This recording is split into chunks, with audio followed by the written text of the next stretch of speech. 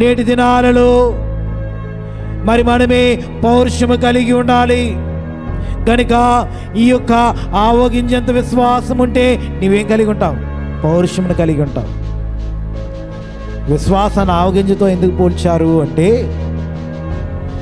ఆవగింజ సూదుపోటుకు దొరకదంట.